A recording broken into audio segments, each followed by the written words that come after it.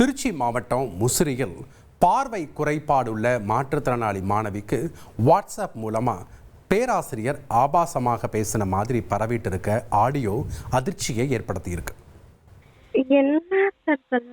எனக்கு நீ வேணும் அவ்வளவுதான். ஏதாவது இப்ப சொல்லு, முடியாதுங்கிறது.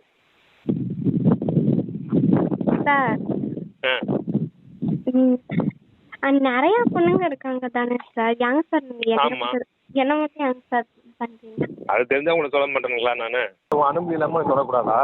ஆமாங்க சார். எல்லா விஷயங்களும் எனக்கு உன்கிட்ட இருக்குது, கிடைக்குமா கிடைக்காதா? எல்லா விஷயம்னா புரியல. எல்லா விஷயமும் கிடைக்குமா கிடைக்காதா?